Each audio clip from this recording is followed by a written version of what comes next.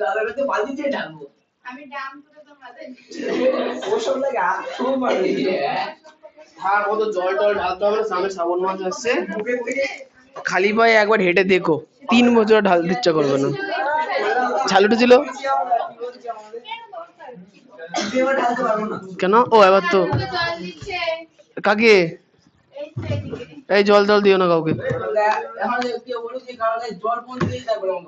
গায়ে জল দিচ্ছি ও তো একদমই না এরপরে শোনো কার্য ক্ষমতা শক্তি কোথায় গো আচ্ছা একটুখানি আগের দিনের কথা বলে রাখি আগের দিন নিচে কে জল ছিটিয়েছে ঠিক ছেলেগুলো এ দেখো শোনো দেখো আমার তো বাড়ির মধ্যে পড়ানো হয় বাড়িতে আরো মানুষ আছে তুমি যখন জলটা ছেড়ে এলে কথাগুলো আমাকে শুনতে হলো বা যেই ছিটা তো এই জন্য আমার এই দোতলার মধ্যে একটু অভদ্রামি করা যেতে পারে নিচে গিয়ে করলে খুব চাপ আমি ঘরের মধ্যে বলি বাইরে কি করে বলি আমি ঘরের মধ্যেটাই বললাম ওই সিঁড়িটাই বললাম করবা না এরকম আবার কষ্ট করে মুছতে হবে কি দরকার যেটা করতেছো সেটা করো কি আচ্ছা চলে আসি শক্তির ক্রিয়া শক্তির ক্রিয়া কে মিশ্রণ থার্ডে হবে সেকেন্ডে হবে না মিশ্রণ থার্ডে আচ্ছা তোমাদের ভৌত বিজ্ঞানে এটাই লাস্ট অধ্যায় ভৌত বিজ্ঞানের এটাই লাস্ট অধ্যায় আচ্ছা কার্যক্ষমতা শক্তি তুমি একটু পা গুটিয়ে বসবো হ্যাঁ পেজ নাম্বার 131 কোশ্চেনটা বার করে দেখো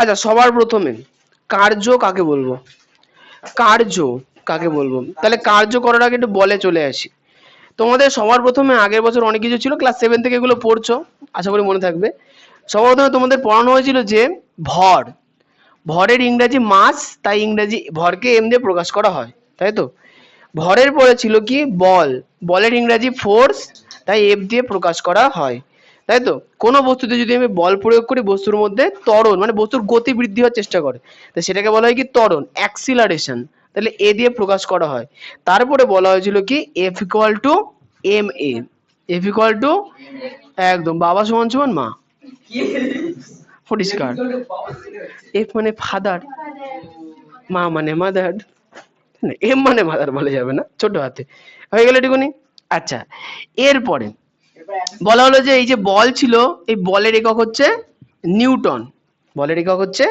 নিউটন তারপরে বলা হলো যে যদি বস্তুতে ত্বরণের সৃষ্টি হচ্ছে তো খুব ভালো কথা এই হচ্ছে বস্তু বস্তুতে বল প্রয়োগ করলাম যা উল্টে যাচ্ছে পা দিয়ে করি বস্তুতে বল প্রয়োগ করলাম বস্তু সরলো ও সরলো মানে কি সরণ ঘটলো সরণকে দেখো দুটো ভাবে বলে একটা বলে ডিস্টেন্স মানে দূরত্ব ডিস্টেন্স মানে দূরত্ব ও তার মানে বল প্রয়োগ করলাম তারপর কিছু ডিস্টেন্স অতিক্রম করলো বল প্রয়োগ করলাম একদম তাহলে এখন যে বল প্রয়োগ করলাম এটা কিছুটা এগোলো তার মানে একটা কাজ করলাম তাহলে কাজের ইংরেজি ওয়ার্ক ডাব্লু তাই তো তাহলে ডাব্লু ইকুয়াল টু কি হবে বল into distance F into d তাহলে কি পেলাম W equal to F d হয়েছে এফ ইন্টু ডি আচ্ছা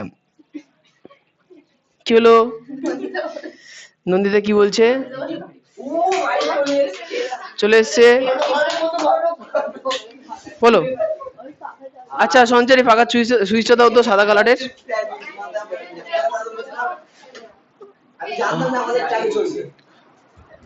দিয়ে দাও বাহ এবার কটাই গো পড়া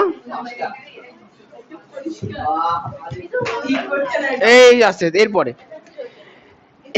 এরপরে হচ্ছে যে বলতো বল যখন আমি এই যে ভালো করে দেখবা এটা টেবিল এই টুলকে আমি বল প্রয়োগ করছি মানে টানছি মানে এইদিকে বল প্রয়োগ করছি তাই যেদিকে বল প্রয়োগ করছি বস্তু সেদিকেই সরলো কার্য সেদিকেই হলো তাই না আচ্ছা তাহলে এটাকে কি বলবো বলের সপক্ষে কার্য কি বলবো এটাকে বলের সপক্ষে কার্য কোনটা বলের পক্ষে কার্য আচ্ছা ধনাত্মক কার্য অনেক সময় দেখো এই দেখো এইটা এই টুলটা শানের সঙ্গে ঘর্ষণ বল করছে পৃথিবী টানছে বলে তা আমি নির্দিষ্ট পরিমাণ বল প্রয়োগ করে এটাকে সরাতে পারছি না তার মানে যতটা বল প্রয়োগ করছি ততটা বল আমাকে প্রয়োগ করলো যেমন বোর্ড আছে বোর্ডটাকে আমি ঠেলার চেষ্টা করছি বেশি জোরে ঠেলবো না ভেঙে যাবে ঠেলার চেষ্টা করছি তাহলে কি হচ্ছে আমি যতটা বল প্রয়োগ করছি এই বোর্ডটা ততটা বল প্রয়োগ করছে। তাহলে যেমন আমরা সবাই, তোমরা এখানে বসে আছো, আমি দাঁড়িয়ে আছি, এটা তো একটা পাটাতন। তাহলে পাটাতন ডুবে যাচ্ছে না কেন? জলের মধ্যে যদি এরকম ভাবে বসতাম ডুবে যেতাম, তাহলে ডুবছে না কেন?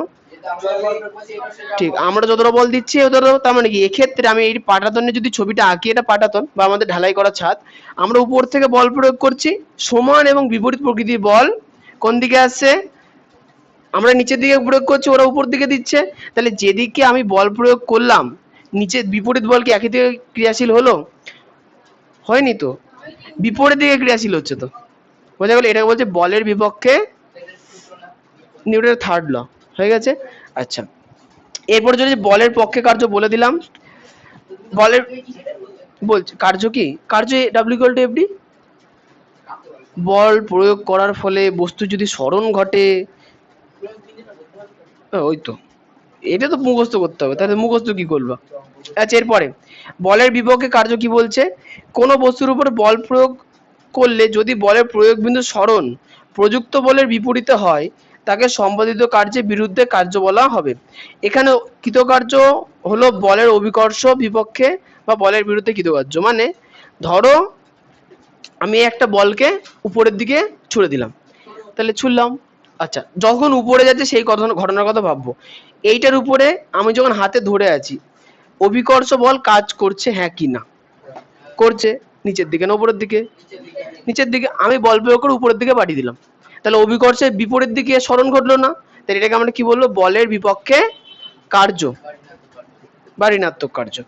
এরপরে চলেছি কার্যহীন বল। কার্যহীন বলটা এরকম, এই যে আমরা যেদিকে বল প্রয়োগ করছি, যে বস্তুর উপরে বল প্রয়োগ করছি সেই বস্তুটা নড়ছে না, জায়গাতেই দাঁড়িয়ে আছে। মানে কি সেই বস্তুটা আমাকে বিপরীত ধর্মী বল প্রয়োগ করছে, সমান প্রকৃতির। আমি যদি উপর থেকে নিচে 100 নিউটন বল প্রয়োগ করে থাকি, তাহলে যেহেতু এই শানটা নিচের দিকে ঢুকে যাচ্ছে না, এর মানে কি শানটাও উপরের দিকে 100 নিউটন বল প্রয়োগ করছে, তাই না? ছোটবেলায় অঙ্ক করেছিলে, আমরা উপর থেকে নিচে যাচ্ছি মানে প্লাস, ওর নিচ থেকে উপরে আসছে মানে মাইনাস। তাহলে এটা +100, এটা -100, প্লাস মাইনাসে টোটালটা জিরো, নিটফল জিরো, নিউট্রাল। তাহলে এক্ষেত্রে যে কার্য হলো সেই কার্যকে আমরা কি বলবো?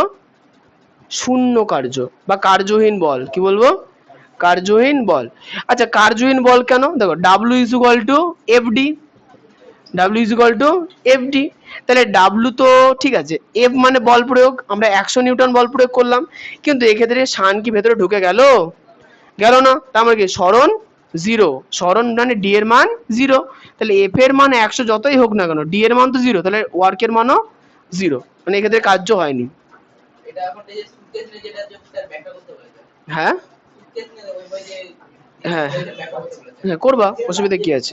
আচ্ছা, সুটকেস নিয়ে ব্যাখ্যা করার ক্ষেত্রে একটা জিনিস, ওই tan 90 মান মুখস্থ রাখতে হবে। কোথায় দেওয়া নেই? হ্যাঁ, সুটকেসের কথাই বলতে হবে শুধু।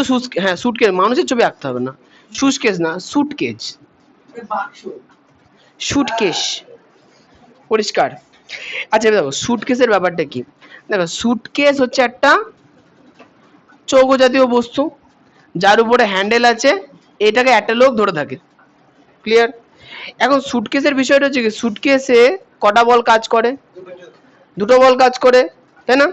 একটা বল হচ্ছে অভিকর্ষের দিকে কাজ করে। ক্লিয়ার? আরেকটা বল, যেহেতু লোকটা সুটকেসটাকে ধরে ধরে নিয়ে যাচ্ছে, তাই তো, সেহেতু একটা বল এদিকে কাজ করে। বোঝা গেল? কি বলো? হ্যাঁ। তাহলে এখন এই বলটা শুধু এইটুকুই না, উপরের দিকে আরেকটু কাজ করছে। ব্যাপারটা হচ্ছে কি, যখন সুটকেসটাকে অভিকর্ষ টানছে, তখন এই লোকটাকে ধরে আছে কি নেই? আছে। তাহলে এই দুটো বল পরস্পরকে প্রশমিত করে দিচ্ছে। বোঝা গেল? তাহলে এক্ষেত্রে এই উল্লম্ব বলের মান কি হয়ে গেল? জিরো। বইতে আসি। বইতে বলছে কোনো বস্তুর উপর বল প্রযুক্ত হলে যদি বলের প্রয়োগ বিন্দু সরণ, ভালো করে শুনবা, যদি বলের প্রয়োগ বিন্দু সরণ বলের অভিমুখে সমকোণে হয়, এই যে ভালো করে দেখো, এটা হচ্ছে বলের প্রয়োগ বিন্দু হয়েছে, এইখানে পৃথিবী টানছে, উপরের দিকে মানুষ টানছে, আর ব্যাগ লোক হেঁটে হেঁটে এদিকে যাচ্ছে, তাহলে ব্যাগ সামনের দিকে চলছে, তাহলে সরণ কোন দিকে হলো? সোজা। বল প্রযুক্ত হচ্ছে উপর নিচে, তাহলে আমরা যদি এদিকের কোণটা দেখি তাহলে 90 ডিগ্রি, অথবা দুটো একসঙ্গে দেখবো না, অথবা এদিকের কোণটা দেখি তাহলে এটাও কত ডিগ্রি? 90 ডিগ্রি। আর বইতে পরিষ্কার বলে দিয়েছি কি, যদি বলের অভিমুখ মানে এইটা আর প্রযুক্ত বল এর মাঝের কোণ 90 ডিগ্রি হয়, তাহলে সেক্ষেত্রে কি কৃতকার্যের মান লাড্ডু। হ্যাঁ হ্যাঁ হ্যাঁ অবশ্যই। যেমন কিরাম বলো তো, ধরো একটা কুলি আছে হচ্ছে, বা তুমি আছো, দেখবা যে বাড়িতে মা কি বলে, তুই সারাদিন কোনো কাজ করিস না, ঠিকই বলে।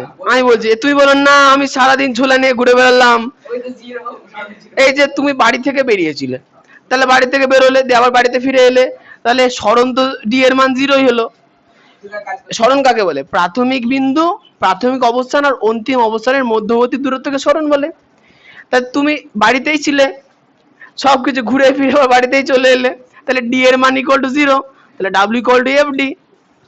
এখন এফ এর মান যা কিছু হোক, ডি এর মান তো 0, তাহলে ওয়ার্ক 0। তো এই জন্য বাড়িতে মা বলে যে তুমি কোনো কাজ করনি, কারণ হ্যাঁ মা তো ফিজিক্সের আইনস্টাইনের কি বলবো বান্ধবী হয়, হতেই পারে। ওই তো সিস্টার হয় বা বোন হয় বা ভক্ত হয়, ওই একটা হলো ভক্ত। বাংলা ভাষায় চলে আসো। কার্যের পরম এককে চলে আসি। কার্যের পরম একক দেখো। আচ্ছা এবার একটা কথা বলি, এই কার্যের একক টেককগুলো খুব ভালো করে মুখস্থ করে রাখবা, কারণ এই বছর আমরা এগুলো হাতে হাতুড়ি মাতুড়ি দিয়ে পড়বো, কোথায় কি ঠকাস করে মারলাম, কতবার প্রযুক্ত হলো। আগামী বছর কিন্তু কারেন্ট নিয়ে পড়তে হবে, আর কারেন্ট নিয়ে যেই পড়বো তখন এগুলো ভুলে গেলে কিন্তু আবার নতুন করে পড়তে হবে। কি ওই মিস্ত্রি সারানো আর ইঞ্জিনিয়ারের দুটোর পার্থক্য আছে বলো?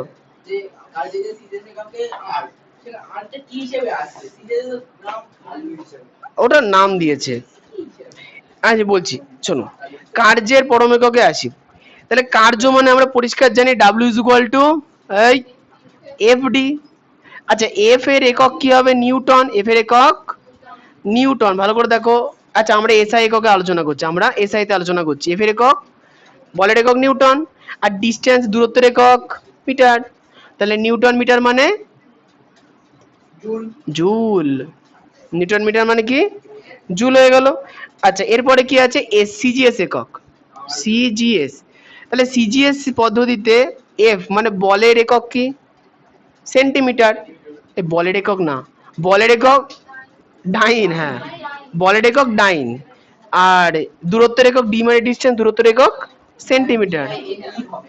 এনি কেন? এনি এনি দিয়েছে। আচ্ছা তাহলে তাহলে ডাইন সেন্টিমিটার মানে কি বলবো? তুমি সিজিএস পদ্ধতি ফলো করো। ও হ্যাঁ ডিওয়াই এন, ই তো নেই আদিত্য, তোমার বইটা দেখো।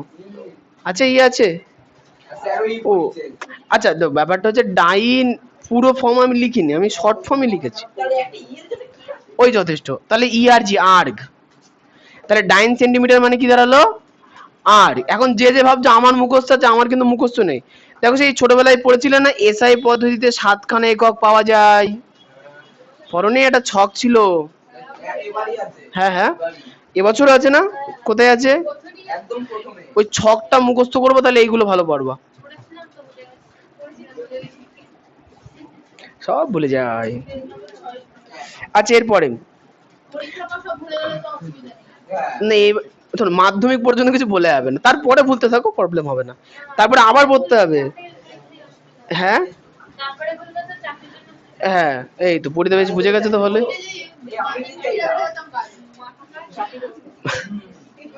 তুমি আপাতত পরীক্ষার টেনশন নাও, আর কিছু না। কি না এই শোনো, কাকে বলে গুলো আসবে ভালো করে শুনবা, কাকে বলে আসবে। তাহলে সবার মধ্যে জুল কাকে বলে? কি কাকে বলে? জুল কাকে বলে আসবে, ভেরি ইজি। হ্যাঁ সে তো মুখস্থ রাখলে হয়ে যাবে। এই শোনো, জুল কাকে বলে কিভাবে বলবো ভালো করে শুনবা। কোন বস্তুতে, ভালো করে শোনো, কোন বস্তুতে 1 নিউটন বল প্রয়োগ করলে, কোন বস্তুর উপরে যদি আমরা 1 নিউটন বল প্রয়োগ করি এবং সেই বস্তুর সরণ 1 মিটার হয়, তাহলে এইভাবে দেখো, এই স্কোয়ার শেপে এইভাবে বলতে হবে, এই রাউন্ডে কোন বস্তুর উপরে বল প্রয়োগ করব 1 নিউটন এবং তার সরণ হবে কি 1 মিটার, তাহলে সেক্ষেত্রে কার্যের পরিমাণ বা কৃতকার্যের পরিমাণ হচ্ছে 1 জুল। সেক্ষেত্রে কৃতকার্যের পরিমাণ 1 জুল। এর পরেরটা হচ্ছে কোনো বস্তুতে 1 ডাইন বল প্রয়োগ করে যদি সেই বস্তুর সরণ 1 সেন্টিমিটার হয় তাহলে সেক্ষেত্রে কৃতকার্যের পরিমাণ 1 আর্গ। ক্লিয়ার? তাহলে আগের বছর নিউটন কাকে বলে পড়েছিলে, এবছর জুল আর আর্গ পড়ে ফেললে, খুব ভালো। এবার হচ্ছে মুখস্থ, এরপরে যে 1 জুল, শোনো 1 জুল মানে হচ্ছে কত আর্গ। 1 জুল মানে কত আর্গ? ইয়েস, 1 কোটি, 10 to the power 7 erg. 1 joule মানে 1 কোটি আর্গ। এবার তোমরা তো শূন্য বসাবা, শূন্য শূন্য শূন্য শূন্য। এই কোন জায়গায় যেরকম অ্যাভোগাড্রো নাম্বার করেছিলে না, কটা শূন্য? 16টা শূন্য। ক্রোমোজোম সে ছোটবেলায় আছে, এই বড়বেলায় আছে, সামনে বছর পড়াবো। কে গো? শিবদাস মুখার্জি। কেন সিলেবাস দেখে পড়ায় না? এ তোমাদের ক্রোমোজোম ছিল? আচ্ছা আছে মনে হয়, আমি পড়াইনি। মানে ওখানে একটু ইন্টারেস্টিং জিনিস আছে, পড়াবো। আচ্ছা কার্যের অভিকর্ষীয় এককে চলে আসি। আচ্ছা কার্যের অভিকর্ষীয় একক, ভালো করে শুনবা। আমরা যে কোনো কার্য যখন করি একটা বল সর্বদা ক্রিয়াশীল পৃথিবীর মধ্যে, সেটা কি, কে বলতে পারবে? অভিকর্ষ বল। তাহলে যখনই আমরা কোনো কার্য করব, ভালো করে শুনবা, যখনই আমরা কোনো কার্য করব, সম্পাদিত করব, সেক্ষেত্রে অভিকর্ষ বলের বিরুদ্ধেই আমরা কার্য করছি, তাই না? আমরা যখন সাইকেল চালাই তাহলে অভিকর্ষ বল কাজ করে কি করে না? করে বলেই সাইকেলটা চালাতে পারি, নাহলে রকেটের মধ্যে উড়ে চলে যেতাম, তাই না? ভালো হতো।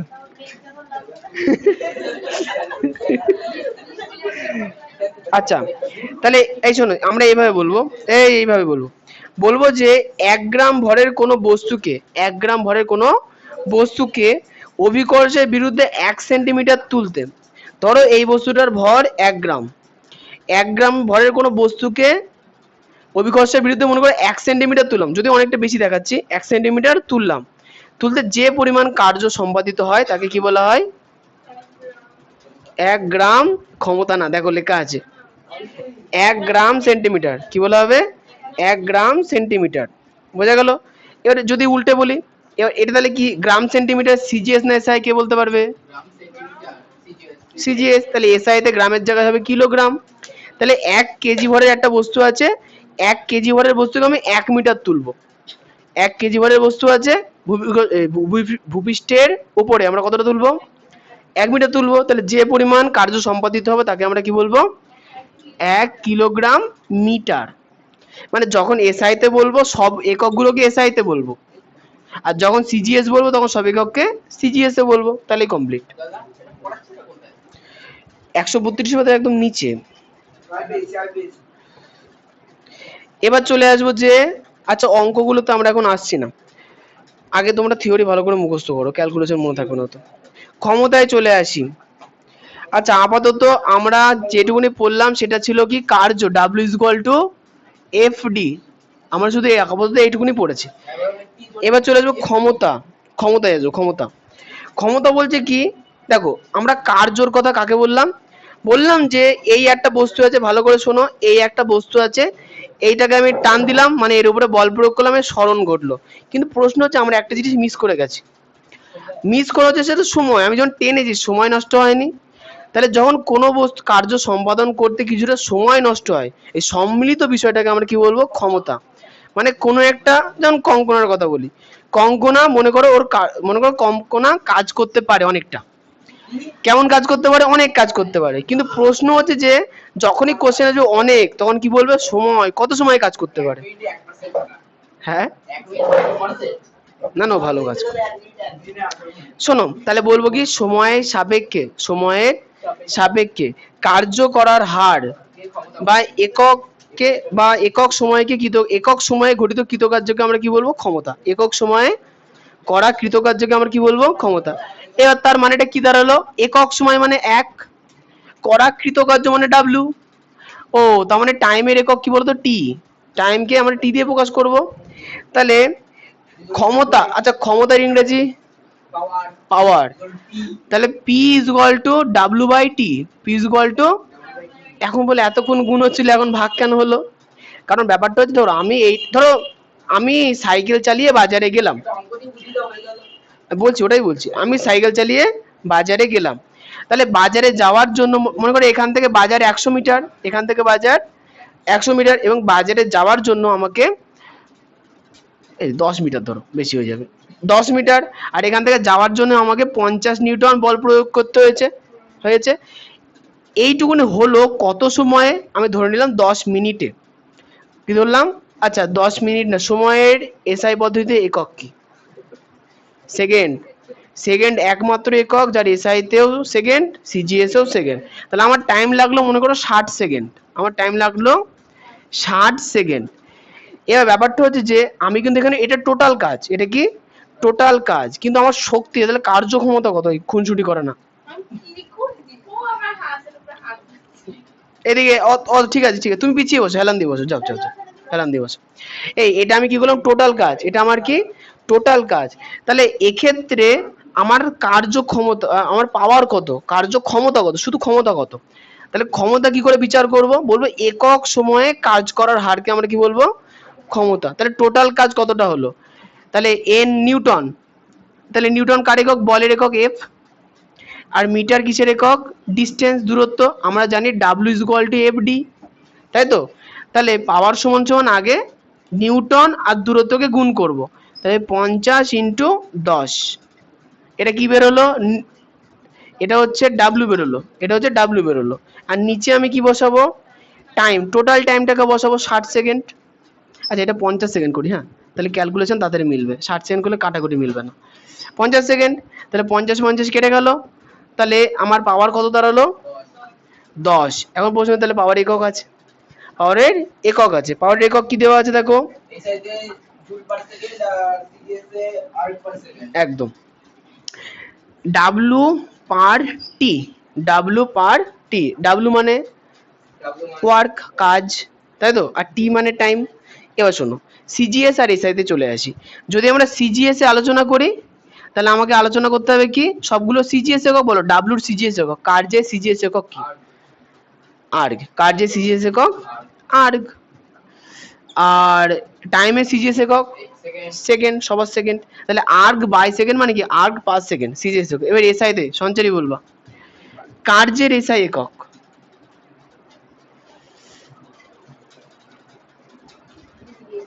হ্যাঁ বলো। আরে একক কি? Joule, joule. কার্যের এসআই একক জুল, জে। আর সময়ের এসআই একক কি? সেকেন্ড। এগুলো একটু গুলিয়ে যাওয়ার বিষয়, কষ্ট করে মুখস্থ রাখতে হয়, জুল পার সেকেন্ড, ঠিক আছে? আচ্ছা, এবার যারা কারেন্টের মানুষ আছে তাদের খুব ভালো লাগবে, ওয়াট। কি বলবো? ওয়াট। ব্যাপারটা হচ্ছে যে আমরা সিজিএস পদ্ধতিতে যেটা বার করলাম, কি বললাম? 1 সেকেন্ড। তাহলে ও আচ্ছা আচ্ছা, তার মানে হচ্ছে আর্ক পার সেকেন্ড কাকে বলে, জুল পার সেকেন্ড কাকে বলে আমাকে বলতে হবে, তাই তো? কোনো একটা কার্য, ভালো করে শুনবে এই কথা, না চুপ। কোনো একটা কার্য বা 1 সেকেন্ডে, 1 সেকেন্ড সময়ে, 1 সেকেন্ড সময়ে 1 আর্গ কার্য সম্পাদন করা হলে, 1 সেকেন্ড সময়ের জন্য 1 আর্গ কার্য সম্পাদন করা হলে তার ক্ষমতাকে কি বলা হবে? 1 আর per second, 1 erg per second হয়েছে। এটা তাহলে কি হবে? 1 সেকেন্ডের জন্য 1 জুল কার্য সম্পাদন করা হলে তাকে বলা হবে 1 জুল পার সেকেন্ড। কি বলা হবে? 1 জুল পার সেকেন্ড। ও, তার মানে এই জুল পার সেকেন্ড যেহেতু এসআইতে আছে, একে কি বলা হচ্ছে? ওয়াট। কি বলা হচ্ছে? ওয়াট, ডাব্লিউ হয়ে গেল। আচ্ছা, এবার এই ওয়াটটাই শুধু ওয়াট আছে, আমরা ওই কিলো হেক্টর ডেকামিটার পড়েছিলাম না? ওই কিলো হেক্টর ডেকার পরে, এবার কিলো হেক্টর ডেকার পরে ওয়াট বসবে। কিলো ওয়াট, হেক্টো ওয়াট, ডেকা ওয়াট, ওয়াট, মিলি ওয়াট, তারপরে সেন্টি ওয়াট। এই মিলি ওয়াট কি করে? কিলো হেক্টর ডেকা ওয়াট, ডেসি সেন্টি মিলি, ঠিক আছে? তাহলে 1 ওয়াট এটা, তাহলে 1 কিলো ওয়াট মানে কত ওয়াট? এসব দেখে দেখে বলছে, দেখে দেখে বললে হয়? 1 কিলো ওয়াট মানে কত? এই যে আমি বলছি, এই দেখো, কিলো হেক্টো ডেকা ওয়াট, এটাই ওয়াট, এটাই মিটার, এটাই লিটার, এটাই গ্রাম, ঠিক আছে? এই ডেসি, এই সেন্টি, এই মিলি, হয়ে গেছে? এবার শোনো, তাহলে আমরা জানি কি 1 কিলোগ্রাম মানে 1000 গ্রাম। তাহলে আমার গ্রাম মাম কিছু নেই, আমার ওয়াট আছে। তাহলে 1 কিলো ওয়াট মানে 1000 ওয়াট, 1 কিলো ওয়াট মানে 1000 ওয়াট। এই 1000 ওয়াট মানে হচ্ছে 1 বিওটি। ও এসব বিওটি মিওটি নেই, দরকার নেই। 1000 ওয়াট, ঠিক আছে। 1 কিলোওয়াট মানে 1000 ওয়াট। ধন্যবাদ। হ্যাঁ, তোমাদের বয়সে ছেলেগুলো এটা দোষ, এই ছাগলের মতো। আমি দেখেছি ছোটবেলায় যখন ছাগলের বাচ্চাগুলো ঘুরে বেড়ায়, কি করে এই ছেলেগুলো, মেয়ে না মানামানি করে না, ছেলে দুটো সিংহে সিংহে গুতুগুতি করে। একটা ভিডিও আছে আমার কাছে, তোমাদের না, বন গেল কালে ট্রেন উড়িয়ে মারামারি। লেডিসে আমি উঠিনি তো, আমি দেখলাম খুব চিল্লামিল্লি হচ্ছে। আর আজকের দিনে ফেসবুক এতটা উন্নত, আমার পাশের ঘরে কোনো মহিলা বসে ওটা ভিডিও করছে, আমি পেছনে ঘরে বসে লিংক পেয়ে গেছি, দিয়ে আমি দেখছি ভিডিওটা একদম লাইভ। ওই ঘরে আওয়াজ আসছে, আমার ফোন থেকে আওয়াজ আসছে। আচ্ছা, এবার চলে আসবে যে শোনো, ক্ষমতার অভিকর্ষীয় একক। এই ক্ষমতার অভিকর্ষীয় একক। আচ্ছা, ক্ষমতার অভিকর্ষীয় একক একটু কাজের এককটা বলে দেখো। আমরা পরিষ্কার পাওয়ার সমান সমান কি বললাম, ডাব্লিউ বাই এ পেয়েছি না? পাওয়ার সমান সমান ডাব্লিউ বাই টি পেয়েছি না? পি সমান সমান ডাব্লিউ বাই টি। আচ্ছা, অভিকর্ষীয় এককে কি দাঁড়িয়েছিল আগের বার বলো? আগের বার যখন আমরা অভিকর্ষীয় একক পেলাম, কি বললাম? 1 সেন্টিমিটারে, সরি 1 গ্রামের একটা পেন ছিল, এই পেনটাকে আমরা অভিকর্ষের বিরুদ্ধে 1 সেন্টিমিটার তুললাম, তাহলে সেক্ষেত্রে আমরা কার্য সম্পাদিত কত হলো? গ্রাম সেন্টিমিটার, এটা বলেছিলাম। আচ্ছা, একইভাবে আমার পেনের ওজন ছিল 1 কেজি, আমি 1 মিটার তুললাম, তাহলে কার্য সম্পাদন কত হলো? Kg into metre. এটা কি ছিল? দুটোই ডাব্লিউ ছিল, দুটোই কি ছিল? এটা ছিল সিজিএস, এটা ছিল এসআই তে। ক্লিয়ার হয়ে গেল। এবার চলেছে পি এর ক্ষেত্রে, ওয়ার্কের ক্ষেত্রে, হয়ে গেছে। আচ্ছা, ওয়ার্কের ক্ষেত্রে ডাব্লিউ আছে বাই টি আছে, তাই তো? তাহলে আমরা যখন 1 সেকেন্ডের জন্য, দেখো বইতে কি লেখা আছে, বই থেকে দেখে গেলো, দেখো লেখা আছে যে 1 গ্রাম ভরের কোনো বস্তু আছে, 1 গ্রাম ভরের কোনো বস্তু আছে, এইটাকে যখন আমরা 1 সেন্টিমিটার তুলবো 1 সেকেন্ডের জন্য, কি বললাম? টাইম অ্যাড করবো শুধু। 1 গ্রামের কোনো বস্তু আছে, এটাকে আমি 1 সেন্টিমিটার তুললাম, তাহলে আমার প্রযুক্ত কার্যের পরিমাণ কত? 1 গ্রাম সেন্টিমিটার। ধরো আমি এটা 1 সেকেন্ডের জন্য তুললাম, কারণ পাওয়ার আনতে গেলে আমাকে সেকেন্ড দিয়ে ভাগ করতে হবে। 1 সেকেন্ডের জন্য তুললাম, তাহলে এক্ষেত্রে আমার পাওয়ার কত হলো? 1 গ্রাম সেন্টিমিটার পার সেকেন্ড। ক্লিয়ার হয়ে গেল। আমার 1 কেজি ভরের বস্তু পড়েছিল, আমার খুব ইচ্ছা হলো আমি 1 মিটার উপরে তুললাম অভিকর্ষের বিরুদ্ধে, আমার কৃতকার্য কত? 1 metre kg metre, 1 kg metre. এবার এই ঘটনাকে যদি আমি 1 সেকেন্ডের জন্য করি, kg metre, 1 kg metre per second, 1 kg metre per second. তা বুঝতে পারলাম ক্ষমতা মানে, ক্ষমতা মানে হচ্ছে ডাব্লু যেটা বেরোবে সেটাকে আমরা সেকেন্ড দিয়ে ভাগ, আর কিচ্ছু না। ক্ষমতা মানে কি করব? ডাব্লুটা মনে থাকলে আমার ক্ষমতা মনে থাকবে, সেকেন্ডে জাস্ট ভাগ করে দেবো, কি বেরোবে? সব পাওয়ার, ক্ষমতা বেরিয়ে যাবে। ইয়েস, এইচপি পড়াবো। ও হর্স পাওয়ার হচ্ছে তোমাদের ইয়ে বইতে আছে, ওইটাতে আছে, এই বইটাই নেই, একটুখানি দেওয়া আছে।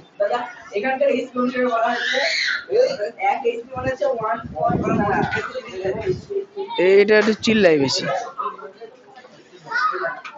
কই কেউ তো নেই। আচ্ছা, এরপরে চলে আসি। হ্যাঁ,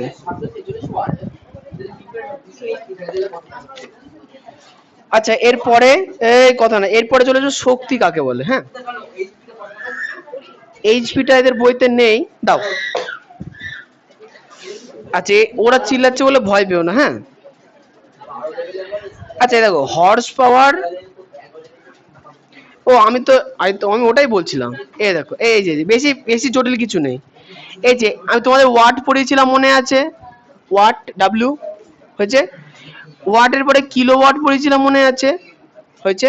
এই কিলোওয়াট, এই দেখো এখানে 1 কিলোওয়াট পড়ালাম, 1 কিলোওয়াট মানে হচ্ছে 1 হর্স পাওয়ার, 1 কিলোওয়াট মানে 1 হর্স পাওয়ার। হয়েছে। এবার বলো তো অশ্ব ক্ষমতা কেন বলা হয়?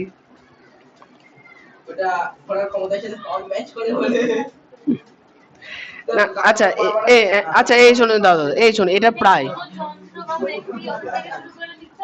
কোনটা গো? একদম একদম, তোমাদের বইতেও আছে দেখো, ইয়া আরো জানির মধ্যে লেখা আছে 133 পাতায়।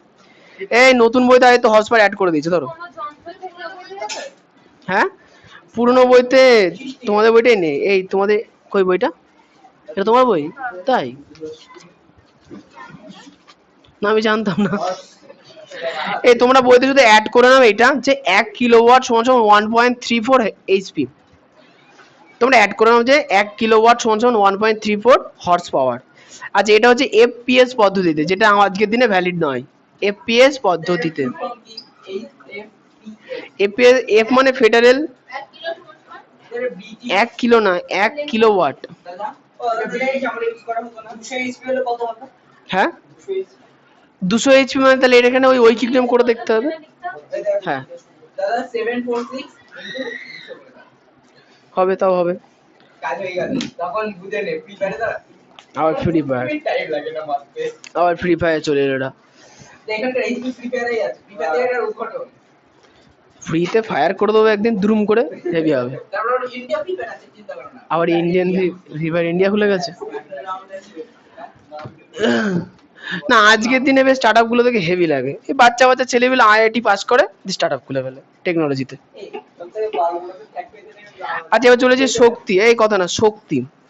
আচ্ছা তাহলে আমরা, আচ্ছা এই পর্যন্ত আমরা কটা বিষয় পড়েছি বলতো? একটা না দুটো?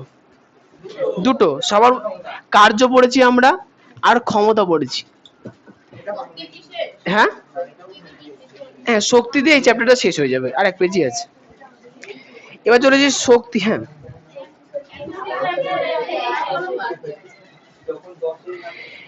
আচ্ছা এবার শোনো, যে শক্তির কথা বলি। এই শক্তি, দেখো যে শক্তি, আমরা ছোটবেলায় অনেক ধরনের শক্তি পড়েছি। যেমন কার মনে আছে? না না না, শক্তি কাকে বলে তুমি ঠিক কাজ করার সমর্থকে বলাই শক্তি, বুঝতে পারলাম, সে তো বুঝলাম, কিন্তু প্রশ্ন হচ্ছে শক্তি কত প্রকার আছে সেটা বলো। ইয়েস, এই ছেলেগুলো চুপ। যান্ত্রিক শক্তি, তাপ শক্তি, কারেন্ট। আচ্ছা লিখি লিখি লিখি, ও বই দেখে দেখে বলছি সব, বইতে লিখি। ও আচ্ছা আচ্ছা, শক্তি ম্যাক্সিমামটাই সবাই জানো। বিদ্যুৎ শক্তি, বিদ্যুৎ শক্তিতে লাইট চললে। আলোক শক্তি, বিদ্যুৎ শক্তি থেকে ফ্যান চললে। বায়ু শক্তি, বিদ্যুৎ শক্তি থেকে মাইক বাজলে। শব্দ শক্তি, বিদ্যুৎ শক্তি থেকে ওই নাইক্রোম তার জ্বলে ইস্ত্রি হলে। তাপ শক্তি, তাই তো, আর বিদ্যুতের ছ্যাঁকা লেগে গেলে সরাসরি বৈদ্যুতিক শক্তি। হ্যাঁ না, যান্ত্রিক শক্তি দু প্রকার।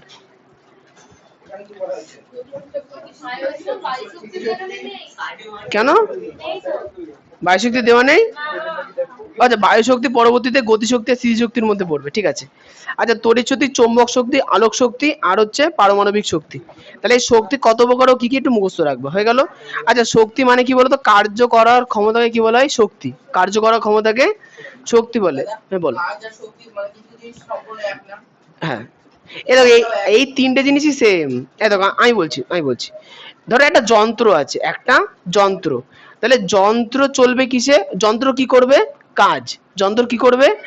কাজ। যন্ত্র কাজ করবে কি করে? তাতে বল প্রয়োগ করলে সে ডিস্টেন্স এগিয়ে নিয়ে যাবে, হয়ে গেল। এবার যদি একক সেকেন্ডে করে সেটাকে আমরা পাওয়ার বলবো। এখন এই পাওয়ার, এই একক সেকেন্ডে থেকে ও কত সেকেন্ড কাজ করতে পারছে এটাকে আমরা শক্তি বলবো। মানে মনে করো আমি আদিত্যের সঙ্গে লড়াই করব, তাহলে আদিত্য লড়াই করতে পারে, আমিও লড়াই করতে পারি, সেটা হচ্ছে আমাদের ডাব্লু। আমি যদি আদিত্যের সঙ্গে 1 সেকেন্ড লড়াই করি সেটাকে আমরা কি বলবো? আমাদের পাওয়ার। ক্লিয়ার? এখন প্রশ্ন হচ্ছে আমরা মনে করি 4 দিন ধরে লড়াই করছি, তাহলে সেটা আমাদের শক্তি, যে আমরা 4 দিন ধরে লড়াই করতে পারি, মানে কাজ। আমরা হচ্ছে না না 20 দিন ধরে লড়াই করব, তাহলে 20 তাহলে হচ্ছে S20, আদিত্য সৌভিক 20 হবে না? T20। আচ্ছা এবার বলো, এই কথা না। আচ্ছা এখানে শক্তির একক পরিষ্কার বলে দিয়েছি যে কার্য শক্তির একক অভিন্ন। এই চুপ। কার্য শক্তির একক অভিন্ন। সিজিএস পদ্ধতিতে কার্যের একক আর, এসআই পদ্ধতিতে কার্যের একক হলো জুল। ছেলেগুলো এদিকে। আচ্ছা শক্তি কত ধরনের বলেছে? 8 ধরনের, মুখস্থ রাখবো, 2 মার্কে আসবে। এবার চলে, হ্যাঁ 7 মিনিটে হয়ে যাবে চ্যাপ্টারটা। যান্ত্রিক শক্তি, যান্ত্রিক শক্তি 2 ধরনের, একটা হচ্ছে গতিশক্তি, একটা হচ্ছে স্থিতিশক্তি। মনে করো এই যে বস্তুটা উপর, আচ্ছা যেদিকে ছুড়ে দিলাম, তাহলে এই বস্তুটা যদি সামনে, না ছুড়বো না, যদি দেওয়ালে লাগে তাহলে কি হবে? এই যে এই বস্তুটা গেল, তাহলে গতিশীল। দেওয়ালে যদি কোনো ধরো বেলুন ছিল, পটাশ করে ফেটে গেল, মানে কি এই বস্তুটা গিয়েতে চাপ প্রয়োগ করতে পারলো, তাহলে এই বস্তুটা গতিশীল হওয়ার না, ওসব আমার মনে নেই কিছু।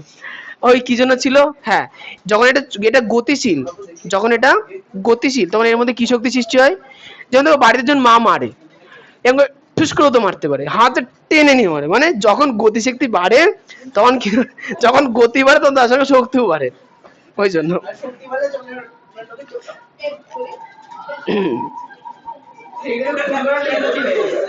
এই কি করছে ওরা?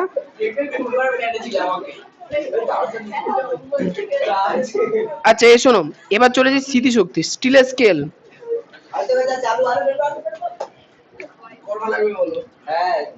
আচ্ছা স্মৃতিশক্তির ব্যাপারটা এরকম, যারা বাজনা বাজে তারা এটা ভালো বোঝে, ব্যাপার ভালো করে বোঝে। স্টিলের বৈশিষ্ট্য কি, স্টিলকে যদি আমি শক্ত করে ধরে থাকি, এ কি করবে, নিজের জায়গাটাকে বজায় রাখার চেষ্টা করবে। আমি যত এদিকে টানি, ছেড়ে দেওয়ার পর আবার জায়গায় ফিরে আসবে না।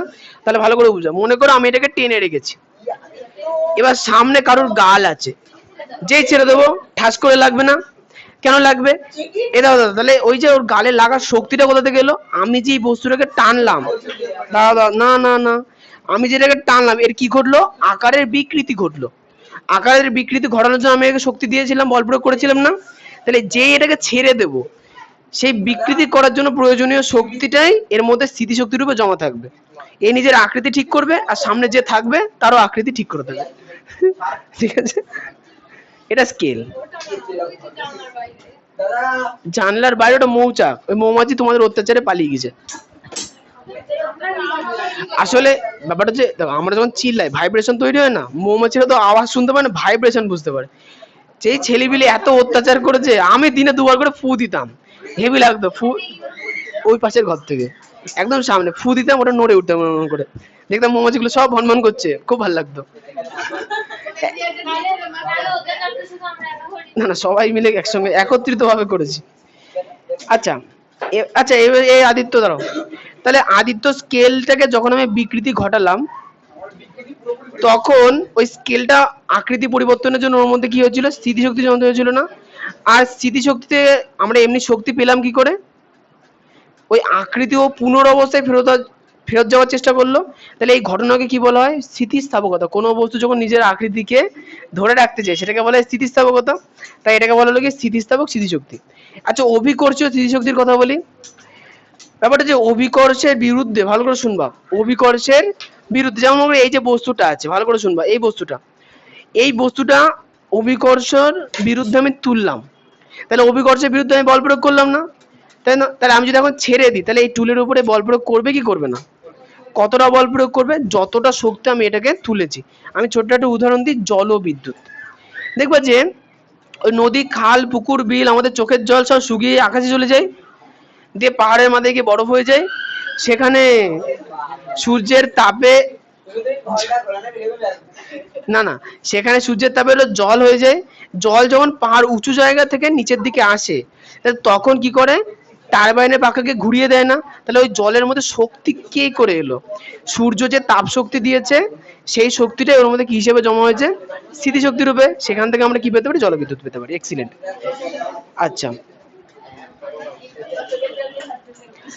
আচ্ছা, এই কথা না, যান্ত্রিক শক্তির সংরক্ষণ নীতি। আদিত্য আর দেব শুনে নাও, বলছে কি, শক্তি ক্ষয়কারী বা অপচয়ী বল উপস্থিত না থাকলে কোন বস্তু বা বস্তু সংস্থার মোট যান্ত্রিক শক্তি সর্বদা অপরিবর্তিত থাকে। এটাকে বলা যায় কি শক্তির সংরক্ষণ নীতি। মানে আমি একটু বুঝিয়ে দিই, রকেট, হ্যালো, রকেট, রকেট তো সবাই দেখেছো, আমি দেখিয়ে দিচ্ছি। দেখবা যে রকেটের বৈশিষ্ট্য, দেখবা যে রকেটের সাইডে 4টে আলাদা আলাদা কি থাকে, পেলোড থাকে, নাম শুনেছো আশা করি, দরকার নেই, আলাদা ছোট ছোট রকেট থাকে না। দেখবে যে সবার প্রথমে রকেট যখন ভূমি থেকে উপরে ওঠে, সবগুলো জলে যে প্রচুর আগুন হয়, হয় হয় হয় কি, ওদের কিছু করবার চিল্লামিল্লি করবে, ওদের ভয়ঙ্কর এনার্জি। আচ্ছা এরপরে শোনো, এবার শোনো, এইটা যখন নির্দিষ্ট পরিমাণে, এই কথা না, ভূপৃষ্ঠ সারা সময় সব থেকে বেশি থ্রাস্ট দেয়, মানে সব থেকে বেশি আগুন দেয় হচ্ছে, এবার একটা নির্দিষ্ট জায়গায় পৌঁছানোর পর তার কিন্তু অতটা আগুনের আর প্রয়োজন পড়ে না, ও কি করে, আস্তে আস্তে 4টেকে খুলে ফেলে দেয়। এইবার একটা জিনিস ভালো করে বুঝবা, যখন যখন এই বস্তুটা পুরো জিনিসটাকে নিয়ে উড়েছিল, বস্তুর সঙ্গে ভর ছিল, সঙ্গে বেগ ছিল না? তাহলে ভর বেগ ছিল। তাহলে যেই ভর খুলে পড়ে গেল, তাহলে প্রশ্ন হচ্ছে ভরের জন্য যে প্রয়োজনীয় বেগটা ছিল, সেই বেগটা কিন্তু এই সংস্থার মধ্যেই থাকবে। ফলে রকেট কি হয়ে যাবে, যেই পেলোডটা সরি পড়ে যাবে, দুঃখিত, যে ওটা পড়ে যাবে তখন কি হবে, বাকি যেটা আছে আরো স্পিডে উঠতে থাকবে। যেমন তোমরা সাইকেল নিয়ে করতে পারো, দেখবো যে দুজনা, একজনের সামনে সাইকেল চালাচ্ছে, একজনের পেছনে বসে আছে। তাহলে আমি একটু উদাহরণ দিই, মনে করো সাইকেলটা 20 কিলোমিটার/ঘন্টা গতিবেগে চলছিল, 20। এখন এটাকে হালকা ভেবো না, দেখে নাও আমি বলছি। আর একটা ছেলের ওজন মনে করো 50 কেজি, ছেলের ওজন 50 কেজি, আর পেছনে যে বসে আছে তার ওজন 40 কেজি ধরে নাও। তাহলে টোটাল সাইকেলের মানুষের বসার শক্তি কত? 90 কেজি। আর তার গতিবেগ 20, তার টোটালের ভরবেগ কত? 90 × 20 মানে 180 একক ধরে নিলাম, 180 এককের ভরবেগ। ভালো করে বুঝবা, চলছে এই বস্তুটা। এখন মনে করে 40 কেজির যে মানুষটা আছে তার বাড়ি চলে আসে, এসে নেমে পড়লো, কিন্তু সাইকেলওয়ালা ব্রেক মারেনি। তাহলে এবার বুঝবা, তাহলে প্রশ্ন যে যেই বস্তুর ভর কমে গেল, ভর যেই কমে গেল, কিন্তু যে গতিশীল, যে তার মধ্যে যে স্থিতিশক্তি সেটা থাকবে কি থাকবে না? থাকবে। ভর যেই কমে যাবে বস্তুর গতিবেগ কি হয়ে যাবে, বেড়ে যাবে। তোমরা ছেলেরা প্রচুর টেস্ট করেছে, এর বলে লাভ নেই। দুজনা ছেলেপিলে যায়, একটার বাড়ি চলে যাবে, ধুর ব্রেক মারবো না, ও এমনি নেমে পড়ে, দেখা যায় কি যে চালাচ্ছিল তার সাইকেলের গতিবেগ বেড়ে যায়। এটাকে বলা হয় কি, বস্তুর যান্ত্রিক সংরক্ষণ নীতি। না না, ওই তো 9 ঘরে যাবে তো।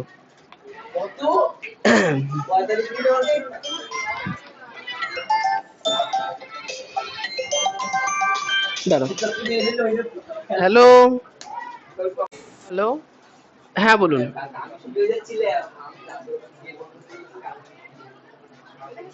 হ্যাঁ আছে তো, সবাই চলে এসছে। হ্যাঁ ঠিক আছে।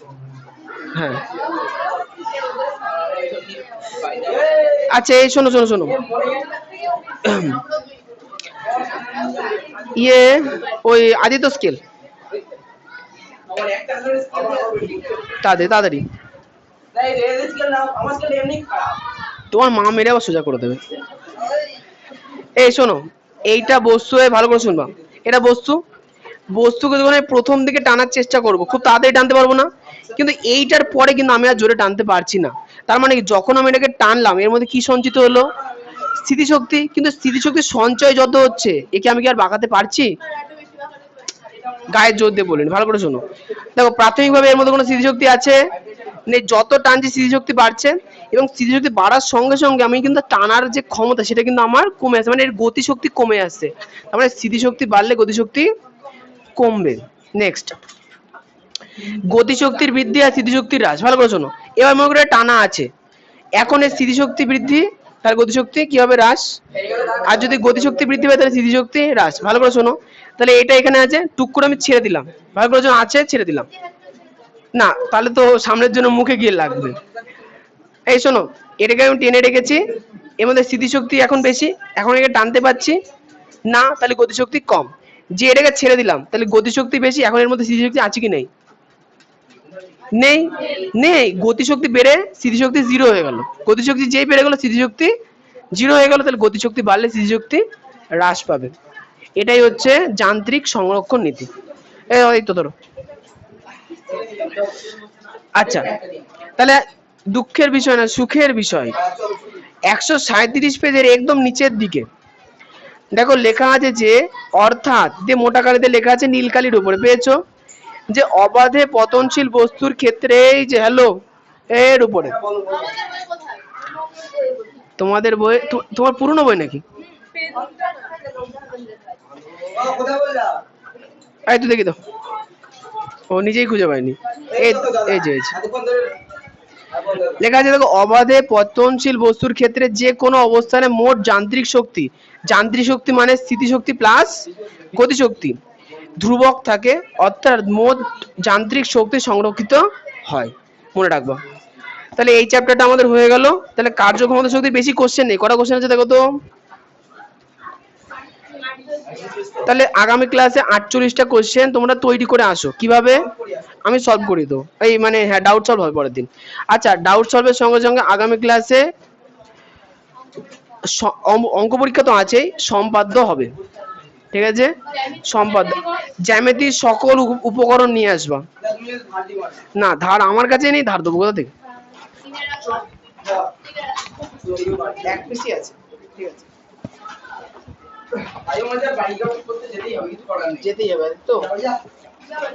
আরে না মানে আজকাল মেয়ে বলতে একা ছেলে ওর ভাষা মনে খেলে হয় কার বাড়ি যাব বাড়ি যা সে বলতে আজকাল মেয়ে তাহলে আমি একা ছেলে তোমার কি মেয়ে ছেলে সবাই তো সমান সবাই মানুষ তোমার সমস্যা কোথায় আরে ডেঞ্জারে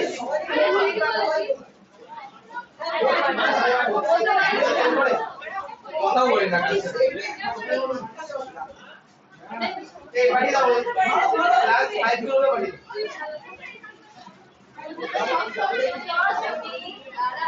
দাও